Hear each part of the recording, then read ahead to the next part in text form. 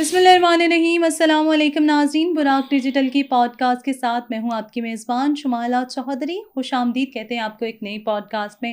ہمیشہ کی طرح ہمارے ساتھ گیسٹ موجود ہوتے ہیں اور آج بھی ہمارے ساتھ موجود ہیں سر ندیم الرحمان۔ السلام علیکم سر۔ وعلیکم السلام۔ کیسے ہیں آپ سر؟ ٹھیک ہیں؟ اللہ کا فضل ہے۔ سر سب سے پہلا سوال میرا جو ہے وہ آپ سے یہ ہے کہ سر آپ نے کہا کہ بلوچستان اسمبلی اراکین کی اکثریت ریاست اور فتنہ الہندوستان دونوں کو جو ہے وہ خوش کرنا چاہتی ہے اور یہ لوگ نہیں چاہتے کہ بلوچستان ترقی کرے۔ آپ کیا کہیں گے اس حوالے سے؟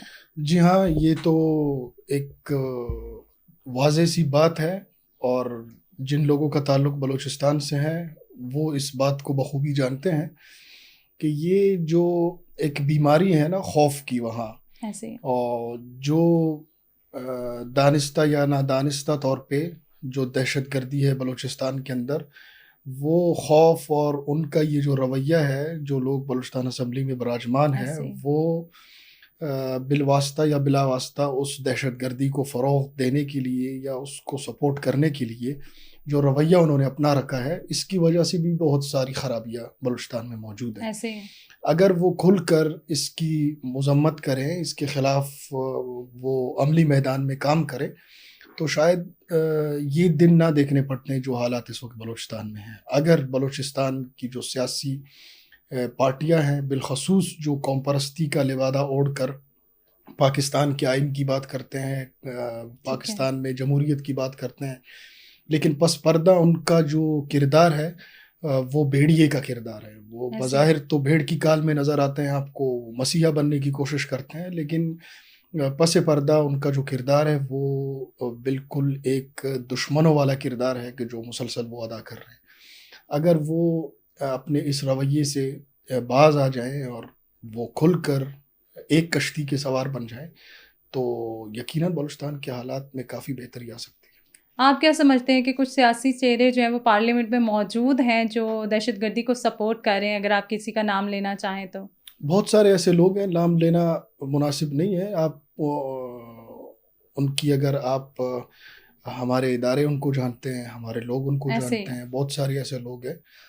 میں بلوچستان نیشنل پارٹی کا نام لوں گا، ان کے جو لوگ ہیں وہ ایک طرف پاکستان کے آئین اور جمہوریت کی بات کرتے ہیں، دوسری طرف ان کا جو پارٹی سربراہ ہے، ان کا بھائی وہاں باہر بیٹھ کر لشکر بلوچستان اور اس کے ساتھ جو ان کا ایک رشتہ دار ہے بیار مری، وہ دونوں ایک ساتھ رہتے ہیں، اور ان کا جو آپس میں اتحاد براس کے نام سے نا، لشکر بلوچستان کا، بی ایل اے کا، بی ایل ایف کا، ان سب کا جو یہ سارے فتنہ ہندوستان کے مختلف گروپس ہیں، تو ان کا جو اتحاد براس کے نام سے، تو وہ ایک طرف دہشت گردی کر رہے ہیں، اور ایک نہیں سینکڑوں ایسے واقعات کہ جو ان کے ہی ہاتھوں سے ہوئے ہیں۔ قتل عام کا جو بازار بلوچستان کے اندر گرم ہوا ہے وہ انہی کی ہاتھوں سے، انہی کی ایما پہ، انہی کی ڈکٹیشن پہ ہوئی ہے، جو یہاں قومی اسمبلی میں بھی رہے اور بلوچستان اسمبلی میں بھی رہے۔ ابھی بھی ان کا ایک ایم پی اے بلوچستان اسمبلی کے اندر موجود ہے۔ تو یہ وہ نام ہے، یہ وہ کردار ہے بلوچستان کے کہ جن کی وجہ سے بلوچستان اس نہج پر پہنچا ہے۔ ایسے ہی سر، ہم تھوڑی سی بات کرتے ہیں حامد میر سمیت بلوچستان پر بات کرنے والے اکثر صحافی جو ہیں صرف دہشت گردوں کے ہم نواؤں کو ہی بلاتے نظر آتے ہیں، اور دہشت گرد گروہ ہیں جو ان کو سپورٹ کرتے نظر آتے ہیں، برعکس اس کے کہ جو لوگ بلوچ آواز بنتے ہیں، جو بلوچ لوگوں کی آواز بنتے ہیں، ان لوگوں کو سپورٹ کرتے ہوئے نظر نہیں آتے، اور پاکستانی میڈیا اس پر خاموش کیوں نظر آتا ہے؟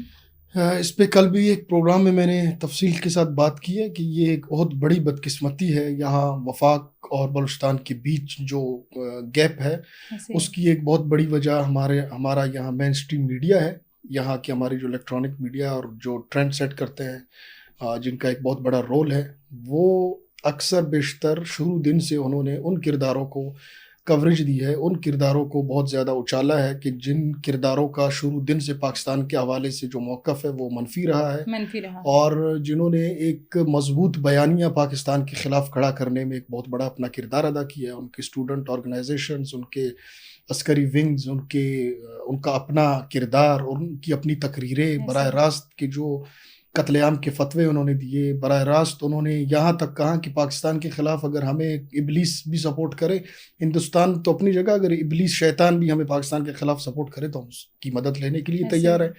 تو ان کرداروں کو یہ جو نام اپنے گنوائے ہیں انہوں نے ہمیشہ ہائی لائٹ کیا ہے اور ظالموں کو مظلوم کی روپ میں دکھانے کی پوری کوشش کی ہے. یہ جو آپ کا کیمرہ ہے نا، یہ اس کی تو بہت بڑی اہمیت ہے، اس کی بہت بڑی حیثیت ہے اس زمانے میں بالخصوص کہ دنیا ایک گلوبل ولیج بن گئی ہے.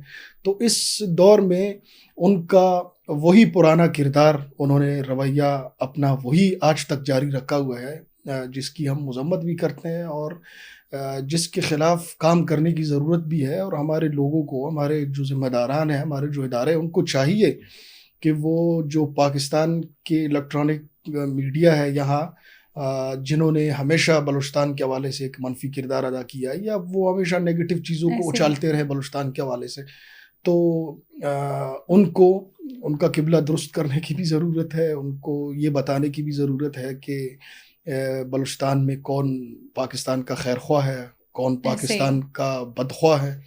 تو ان چیزوں کی جب تک نشاندہی نہیں ہوگی اور جب تک اس پہ ٹھیک کام نہیں ہوگا، اس وقت تک میرے خیال میں حالات بہتری کی طرف اسی طرح چلتے رہیں گی، خرابی کی طرف جائیں گے.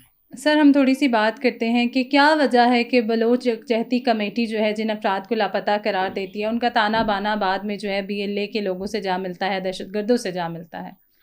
دیکھیں، بی وائی سی کی جو قیادت ہے وہ مشتمل ہے خواتین پر. خواتین کے حوالے سے بات کرنا ہماری ایک تو روایات کے خلاف ہے. خواتین جس کے بھی ہوں وہ قابل احترام ہے ہمارے لیے، اس پہ ہم بات نہیں کریں گے، لیکن ان کے پیچھے چھپے کرداروں کی نشاندہی ہم ضرور کریں گے. ایسے کہ بی وائی سی کو بیانیاں دینے والے لوگ کون ہیں. یہ جو ابھی کچھ دن پہلے آپ نے دیکھا کہ میرے خیال میں لنڈن میں کوئی مظاہرہ ہوا تھا BNM کا. BNM کہتے ہیں یہ بلوچ نیشنل موومنٹ، لیکن اصل میں اس کا جو مخفف ہے وہ ہے بھارتیہ نیشنل موومنٹ. تو بھارتیہ نیشنل موومنٹ نے جو مظاہرہ کیا، انہی کی پلاننگ اور انہی کی منصوبہ بندی کے تحت BYC کو بظاہر وہ مسنگ پرسنز اور بظاہر بہت ساری ایسے نعرے اور دعوے ان کے ہاتھ میں تھما کر ان کو اصل میں ٹاسک دیا گیا تھا ذہن سازی کا، اور جو دہشت گرد تنظیمیں ہیں ان میں بھرتیوں کا ان کو ٹاسک دیا گیا تھا. اور جو کام میرے خیال میں BSO آزاد نہیں کر سکی بلوچستان میں افراد سازی کے حوالے سے، جو افراد وہ دہشت گرد تنظیموں کو نہیں مہیا کر سکے، وہی کام بڑے زور و شور کے ساتھ BYC نے کیا. تو ظاہر ہے جس کا جو مقصد ہوگا اس مقصد پہ وہ کام کرے گا. تو یہ شروع دن سے ان کا مقصد تھا کہ وہ ریاست کو یا ریاستی مشینری کو وہ کسی طرح سے وہ بدنام کرے، اور اس بدنامی کو پھر وہ عالمی سطح پہ لے جا کر وہ اس کا چرچا کریں، اور بعد میں پھر وہ جو لیکن وہ ہمیشہ بے نقاب ہوتے رہے ہیں. تو یہ تو ہے، یہ ان کا جو کردار ہے، ان کا جو مقصد رہا ہے شروع دن سے، وہ تو اپنے مقصد پہ کام کرتے آ رہے ہیں، کر بھی رہے ہیں، آگے بھی کریں گے. سوال تو ہمارے لیے بنتا ہے پاکستان کے ان لوگوں کے لیے، ان اداروں کے لیے کہ جو پاکستان کی بات کرتے ہیں، تو ان کا فرض اور ان کی ذمہ داری بنتی ہے کہ کیسے اس بیانیے کے خلاف ایک بیانیہ جو پاکستان کے حق میں پاکستان کا بیانیہ اس کو لا کر کھڑا کرنا ہے. ایسے ہی ہے. سر آپ کی نظروں کے سامنے سے بھی گزرا ہوگا، پرویز ہود بھائی کا ایک بیان سامنے آیا ہے کہ پنجابی فوجی افسر کی بلوچستان میں تعیناتی جو ہے وہ بلوچستان پر قبضہ کرنے کے مترادف ہے. آپ کیا کہیں گے؟ دیکھیں، یہ تو ہر ادارے کے اپنے کچھ ڈومینز ہوتے ہیں، ہر ادارے کے اپنے کچھ اصول اور روایات ہوتے ہیں. اب اگر فوج کا یہ اصول ہے کہ ایک صوبے کے لوگوں کو ان کی ڈیوٹی کسی اور صوبے میں لگائی جائے، تو اس حساب سے تو اگر بلوچستان کا کوئی فوجی اگر KP میں ڈیوٹی سر انجام دے رہے، تو KP والے کل اٹھ کر کہیں کہ یہ بلوچ یہاں کیا کر رہے ہیں خیبر پختونخوا میں یا وزیرستان میں اور خیبر پختونخوا میں یہ جو فتنہ خوارج کے خلاف آپریشنز ہوئے، ان کی اگر آپ اکثریت دیکھیں تو ان میں آپ کو بہت سارے بلوچ ملیں گے. تو پنجاب کا سیکرٹری داخلہ جو ہے وہ بلوچستان کا ہے. تو پنجاب میں اگر اس طرح کی کوئی ابھی وہ میرے خیال میں کچے میں کہاں پہ کوئی آپریشن وغیرہ ہوا ہے، اگر اس میں کسی فوجی نے حصہ لیا ہے تو کل پنجابی اٹھ کر یہ کہے کہ جی بلوچستان کا بلوچ یہاں کیوں آپریشن کر رہے ہیں ہمارے خلاف یا کیوں یہ کر رہے ہیں. تو یہ تو ایسی باتیں ہیں کہ جن پہ بندہ حیرت زدہ ہی ہو سکتا ہے. اس پروپیگنڈے یا اس الزام کے پیچھے کوئی بڑی وہ دلیل وہ نہیں پیش کر سکتے، یا کوئی ایسی منطق نہیں ہے کہ جس کی بنیاد پہ وہ ریاستی مشینری کو بدنام ایسے کریں. Thank you so much sir for your time. Buraq digital کی پوڈ کاسٹ سے فی الوقت اتنا ہی. اپنی میزبان شمائلہ چودھری کو دیجیے گا اجازت. اللہ نے کے بعد.